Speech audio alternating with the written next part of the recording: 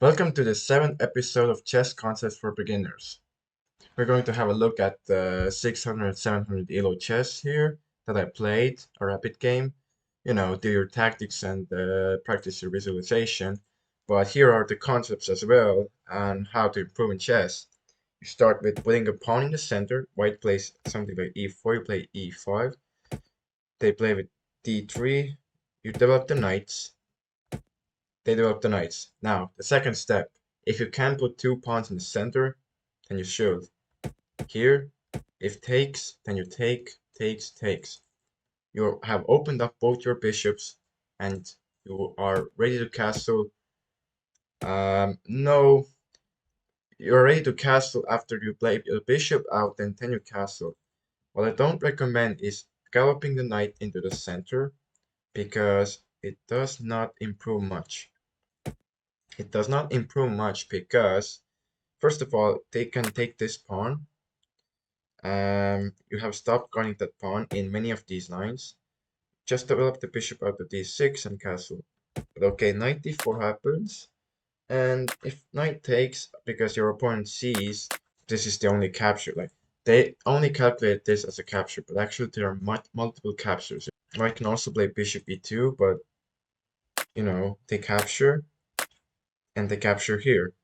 Except that, how is this 600? The pawn is attacking the knight, so I'd expect the knight to move. That's strange, that's strange. Anyway, after opponent takes, you should look at all captures. Practice your visualization. Don't rush your moves with check, because the knight could go back, and you would lose the chance to take the knight. That's how it just is like. You look at all your moves. You look at, first of all, you look at your checks. Then you look at your captures. This is one of the captures. But then you look at the knight and you can see that you can capture. But okay, queen e7 check. White doesn't even block with the knight. And I don't even see the knight hanging at all. I'm thinking here for too little. 6 seconds. Not enough. Um, White castles.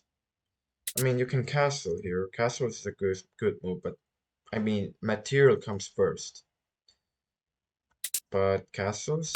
Now I take the knight. That is looking very nice here. And the bishop is under attack.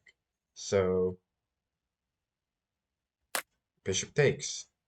Now I should take back with the bishop or the queen. But for some reason, I don't see the hanging bishop.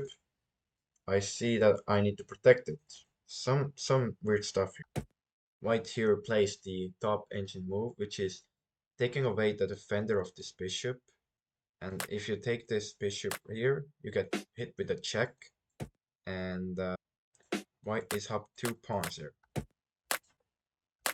Both sides blunder, take free stuff, check, block with the bishop, attacks with the bishop, queen slides over.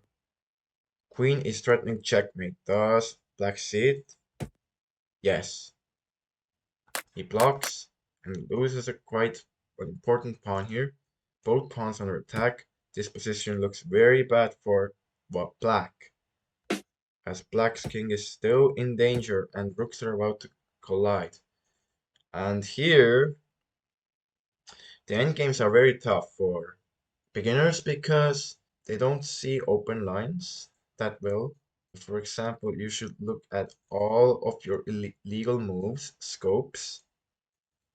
You can attack this bishop. Rook b6 is a good move for now, but you should take free stuff. Rooks on the second rank. Chess concept, rooks on the second rank. Activate rooks on an open line. We'll get there. Don't you worry. Rook g8, there it is. We're not taking free stuff. We're activating our pieces first.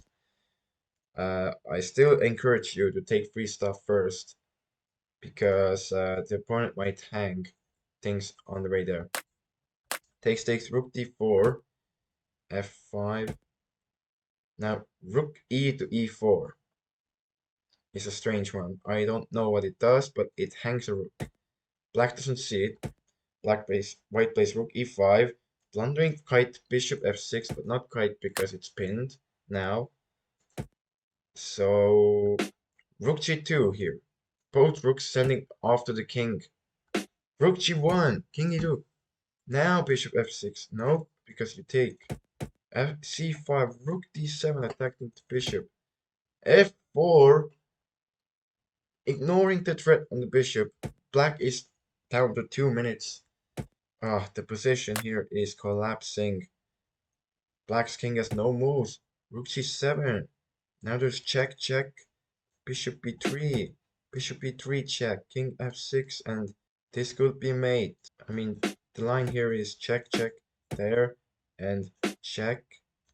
Rook f5 and rook e8 checkmate. But okay, there is rook e8 to e7, king f6, and rook trade. This is fine for white because white is still winning up one bishop. b4, black is down to 1 minute. This is going to end in a loss, right? But is white going to throw for content? Rook e8, king f5. The black king is going to march up the board with the pawns. a3, doing nothing at all with the major pieces that white has. King g4, f3 check, getting the king closer. That's a horrible check. Rook f8, still targeting some weaknesses. But h5, here goes the pawn. Is black is going to march it down the board? No, he takes a free stupid pawn. Rook g4, if you trade, then pawn takes, and now white has a simple win here. Bishop here, just sacrifice the bishop, make a passed pawn, and you win. Just make a passed pawn and you win. That's all you need. Just sacrifice the bishop. Just calculate far enough ahead that you have two pawns that can win against the lone pawn. Bishop b3. What? Fine. White is going to play bishop d5 and then sacrifice the bishop for the pawn, right? a4. Going for the passed pawn is still good. Okay, now let's go. Bishop d5 and black loses. I lose. What in the earth is going on? Why is white allowing a queen with what? King c4. What is happening? Is white going to win this? What? Black has 14 seconds. Oh my gosh. No way black is going to survive this, right? Oh my god, b6, there's going to be a queen on the board. Oh, 9 seconds, king b5. Oh yes, queen d3. The bishop could be won here. Oh yes, yes, king c6. The bishop can be taken. Oh, what is black doing? Black is not taking the bishop. 6 seconds. Oh my god, there's a pawn on the board almost. Oh, now he takes the bishop. 5 seconds. There is almost no. Oh my gosh. Oh no, the king is on the wrong square. Oh, 4 seconds. Oh my days. There is no hope for white now. 3 seconds. Oh, 1.7. What happened? What happened to the time? Oh my gosh. Black is going to win this. King of. No.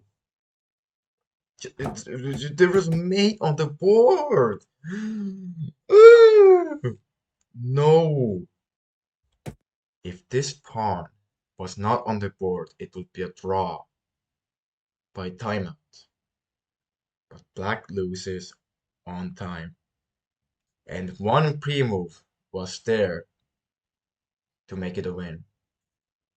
Now here is a chess advice for all you players out there. Go to Profile, click Edit, go to Live Chess, and click on Enable Pre-moves and Save. That way you can always pre-move queen checkmates because they don't resign, they want to flag you. But you swoop in and get it done in 3 or 4 seconds. Depends on how much you practice. You can switch on different settings, but here is the concept for this problem that I had here. Having 0.2 seconds on the clock, but not having pre-moves enabled. What a sad coincidence. But let's look at the game again. First, you put a pawn in the center, develop knights, and then you put a pawn in the center when you can. If you cannot, for example, there is c4 on the board. Then you can just play d6, bishop e7, or you can also fianchetto, and then bring out bishops, castle, queen, and respond to your opponent's moves as well. For example, I could have won this knight. I could have won, you know, just you can practice your visualization, but yeah, there were I did put a lot of pressure on my opponent, and I could have won a bishop, but I didn't. I instead got in a worse position. I literally got into worse position, but I did not hang checkmate in one, and the game went on pretty excitingly. I attacked. I tried to activate my rooks, and I did. I did not see another pawn move. A blind spot with pawn moves I see. Rook scoots over, takes the pawn, attacks the rook. I lose the bishop. You know, trades. But White here did a pretty poor job of converting this, because there is no reason to panic here. Go rook e8. Just try to look for weaknesses. Rook h5, rook a5, attack the pawns, and just march these pawns down the board.